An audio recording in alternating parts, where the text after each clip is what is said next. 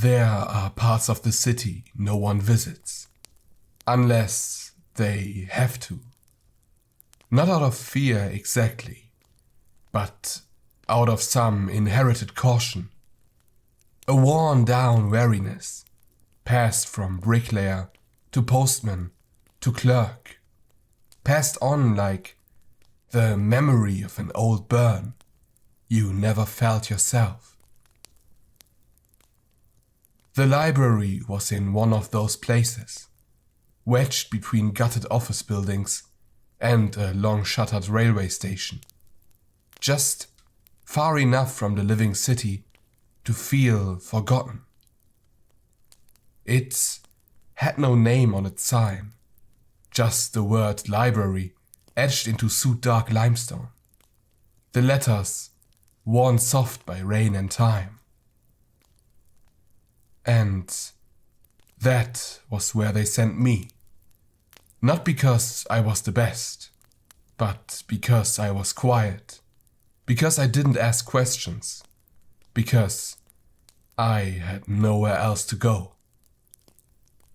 I used to be an academic, though that feels like a different life now. My speciality was medieval codices, scriptorium practices, esoteric marginalia, and forgotten dialects. I published a few papers that no one read, spent years applying for dwindling grants, moving from one crumbling university to another, until my name stopped opening doors. The last place let me go gently. You're too meticulous, they said, too slow for the digital age. And I didn't disagree. So, when a former colleague forwarded the offer, archival assistant for a private foundation, restoring historical documents, I took it without much thought. The money was modest, the duration unclear, and the location remote. But the work sounded clean, orderly. I imagined dust and silence, the sort of silence you could live inside. They didn't tell me much else, just a brief email, a name to contact, Miss Darrow, and a date to arrive. Lodging would be provided. I packed light, clothes, notebooks, a few personal texts, a lamp, and my tools. It rained the whole journey. The library itself was like a mausoleum, beautiful but exhausted. It stood 5 stories tall, though the upper floors were dark and apparently unused. The vestibule smelled of wet stone and paper. There was no electricity, and my footsteps echoed with every step, stirring motes of dust from behind half-draped shelves. A few signs still hung from the ceiling. Non-fiction A to F, periodicals, and reference only. But the space had long since stopped pretending to be public, and the windows were smeared with age. Miss Darrow was waiting behind a desk that might once have held a librarian's bell. She was pale and thin, and spoke in a voice as brittle as her fingers. She didn't shake my hand, just slid me a ring of old brass keys, and pointed to a corridor behind the staff offices. You'll be working in the sub-basement, stairwell C. No elevator. It's quiet down there. She hesitated. Too quiet, perhaps, but you will manage. There was something peculiar in the way she said it, like someone quoting something they didn't believe anymore. I asked her if anyone else worked the archives. She said no. You will be alone, Just you and the records. No one comes down there anymore. At least, not since the flood. She didn't explain what she meant by that, and I didn't ask. I found stairwell C behind a warped wooden door, at the end of a narrow hall. The stairs groaned under my weight, and the walls were lined with old gas pipes and scratched tile. It smelled faintly of mildew and old ash. At the bottom was another door, much older than the rest. It was made of iron wood, reinforced with thick rivets. A strange choice for a basement door. My key fit, the lock resisted, and the room beyond was immense. A single chamber, stretching further than I would expect. The ceiling lost in shadow. Wooden shelves lined the space like a forest, rising into the dark. Some were neat, carefully labeled, others tilted or broken. Stacks of boxes had collapsed under the weight of their contents, and a layer of dust coated everything. The walls were made of something smooth, almost like stone, but not quite. It reminded me of bone under a microscope, layered, porous, and faintly veined. There were no windows and no sounds.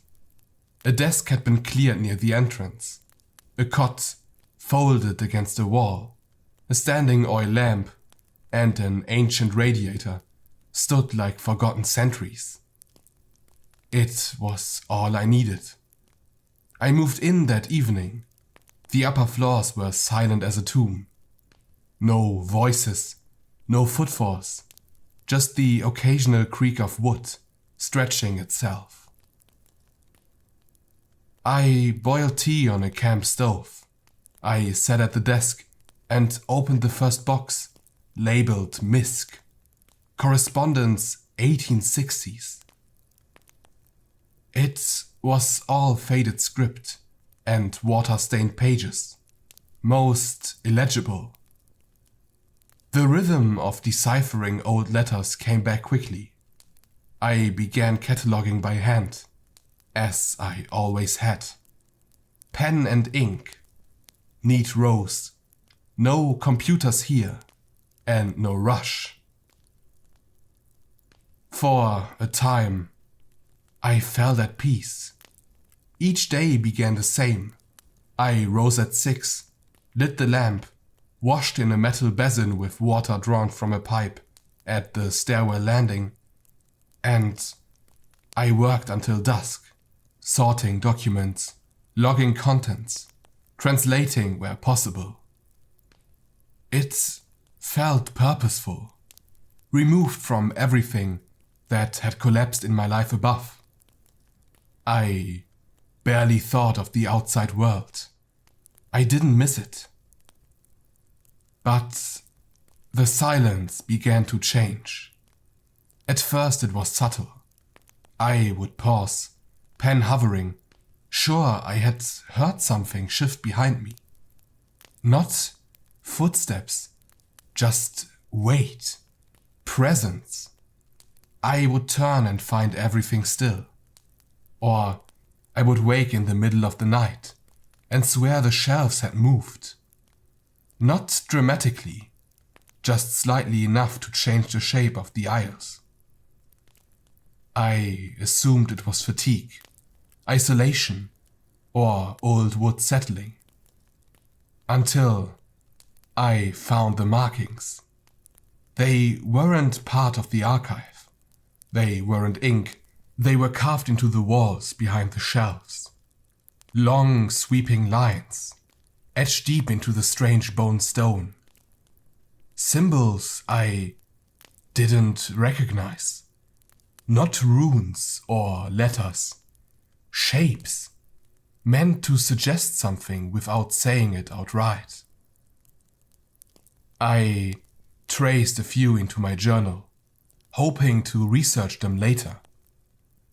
But when I turned the page, my hand moved on its own, repeating the symbols again. Not perfect copies, refinements. That night, I dreamed of the archive stretching endlessly. Shelves that rose beyond the sky. Paper rustling in a wind I could not feel. And something enormous moved behind the rows. Not seen, sensed. I awoke gasping, the scent of parchment and mold still in my nostrils. On the 8th day, I found the journal. It was wedged between a collapsed shelf, wrapped in twine and cloth, buried beneath a box of receipts. The cover was leather, deeply scratched, as if something had tried to claw its way out. And inside it, the pages were filled with uneven script. The writer was someone called Dr. Halvar Crane. He had been stationed here before me. The entries started mundane. Inventory, notes, observations, but gradually they darkened. He spoke of voices, not heard exactly, felt, a pressure against his thoughts. He described dreams like mine, shelves rearranging themselves, and a presence in the dark. He also wrote of a name, Nith-Arel. It appeared in margins, in old letters, carved faintly into spines. Sometimes he heard it whisper just before waking. A name with weight. A name that didn't want to be remembered, but needed to be. He became obsessed with finding its source. He spoke of a second chamber, a place beneath even the sub-basement.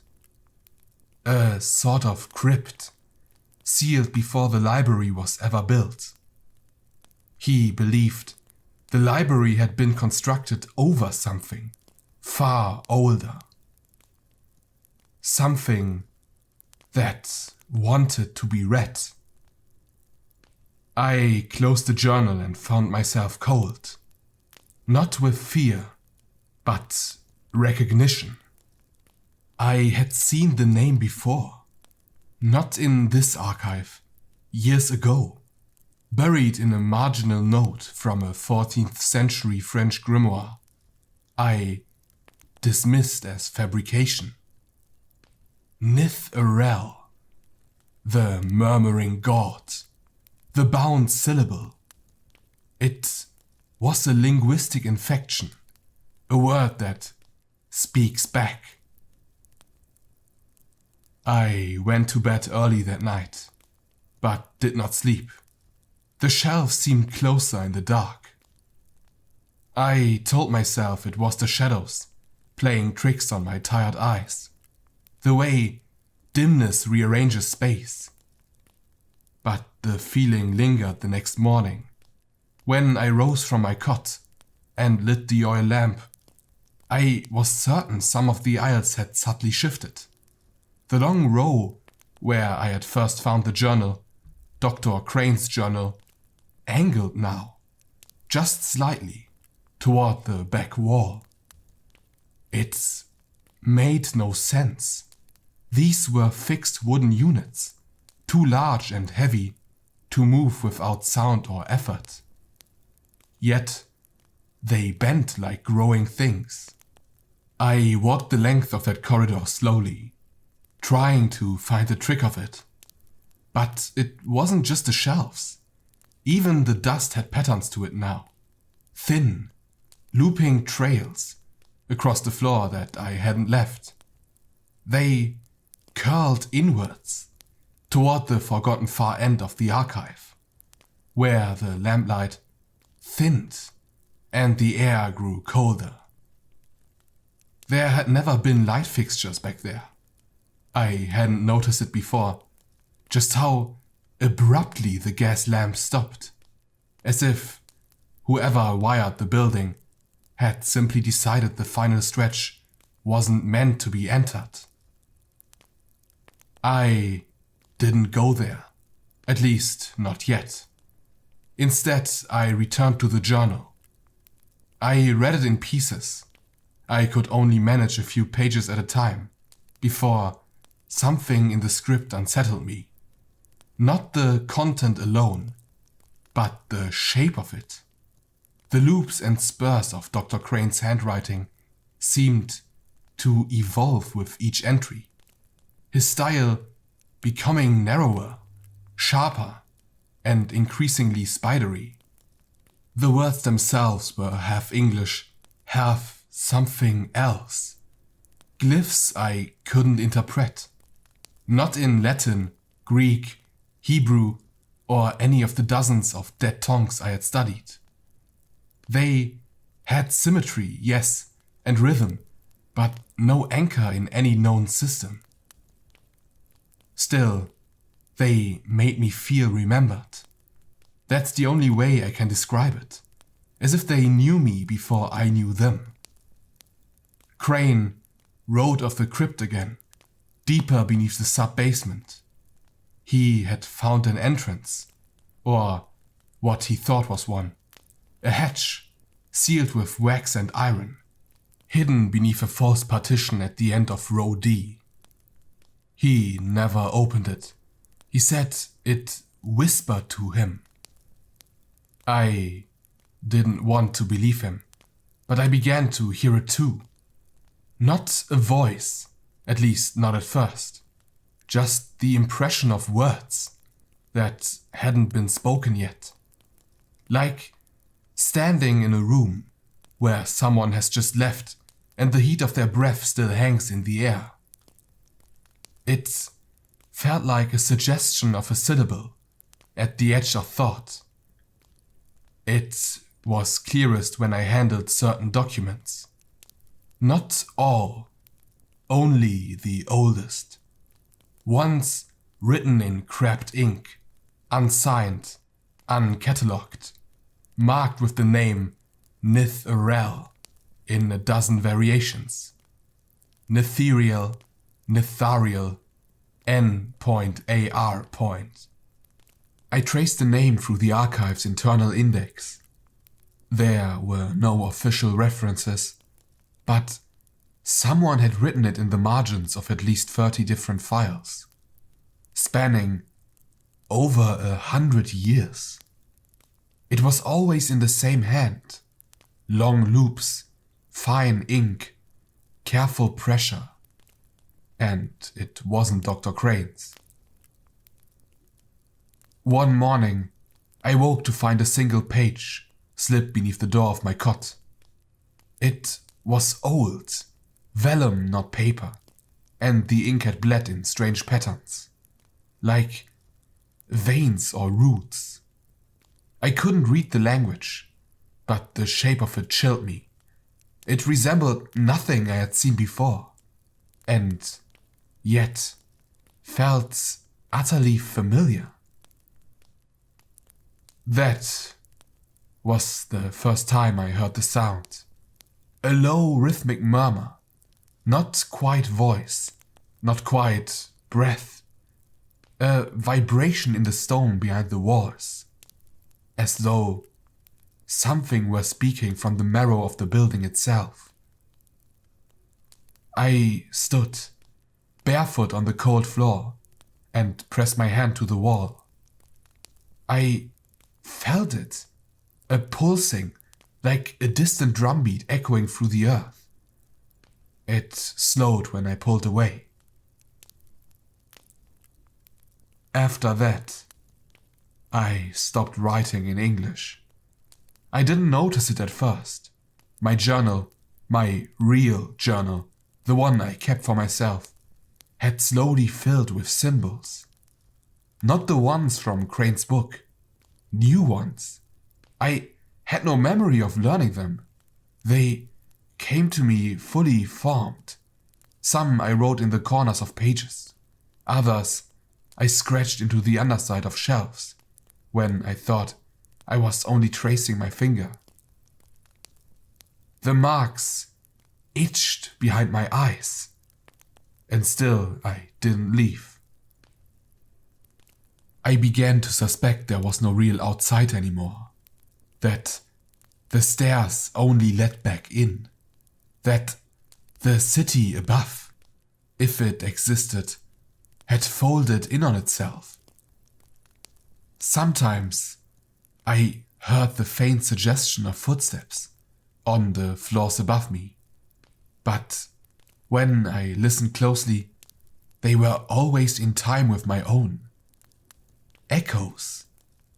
Or something worse. It was the walls, I think, that finally changed me. They were never quite stone. I had thought bone, yes, but bone doesn't flex, and this did. When I walked near the back of the archive, the walls felt warm.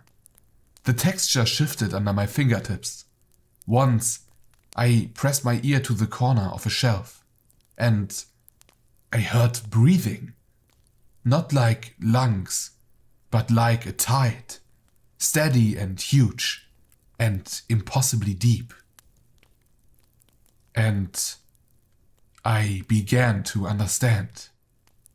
This wasn't an archive built atop something ancient. The archive was the thing, or at least part of it. The shelves weren't shelves, not entirely. They were ribs. The rows were veins. The documents were memory. This was no mere building. It was a body, a dormant shape that remembered what it had once been.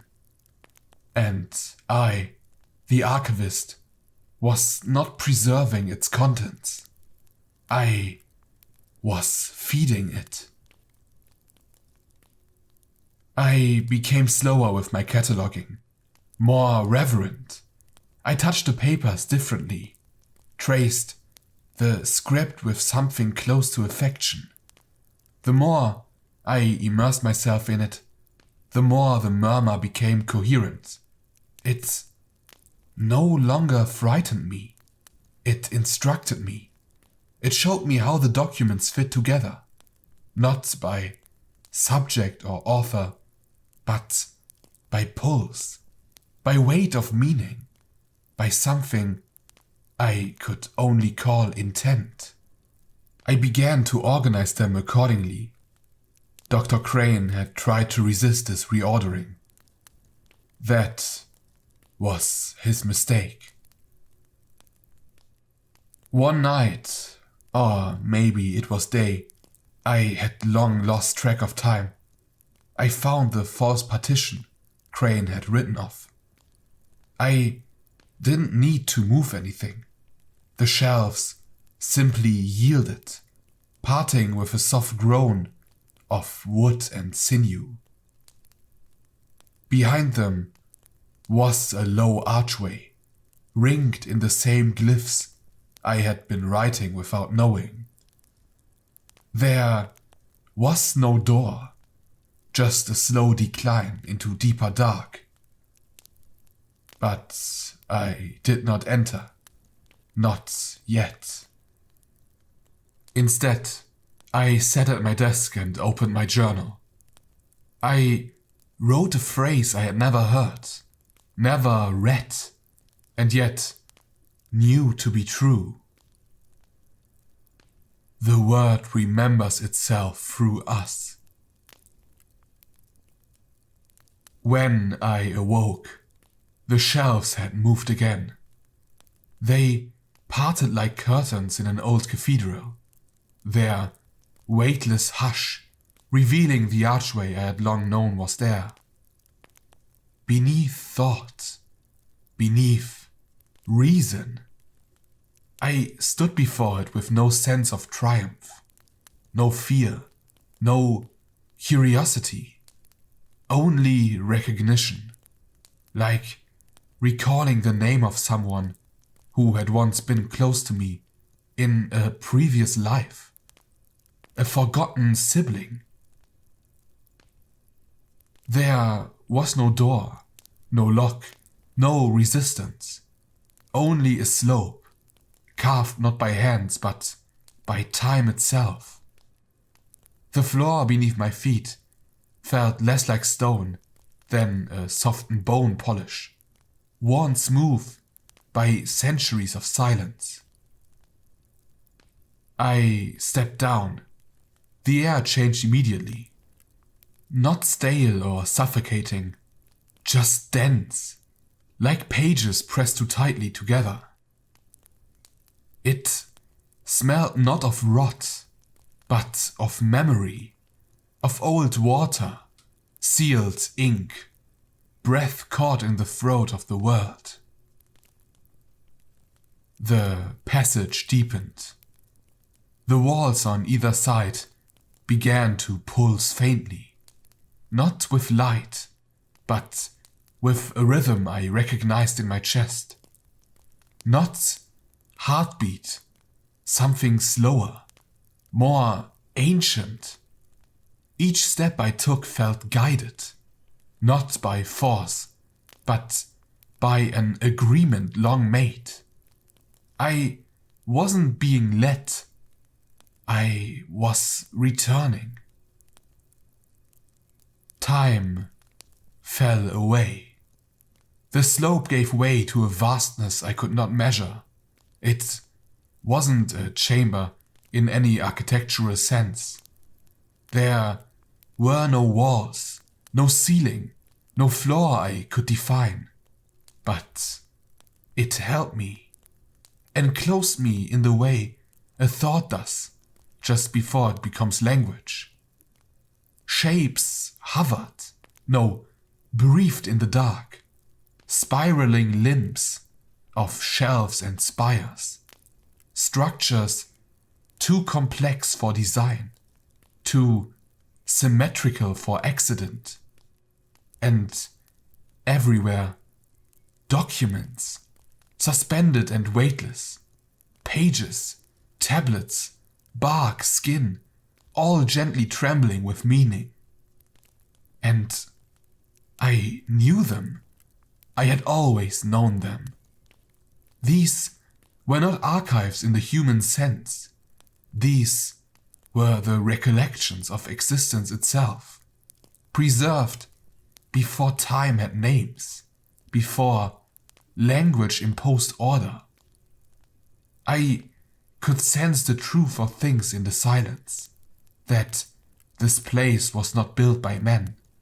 It had grown, layered over millennia, by something not alive in the way we understand, but conscious in a deeper, colder way.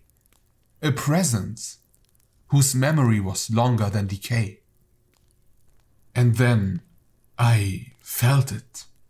Not a figure, not a god, not a beast.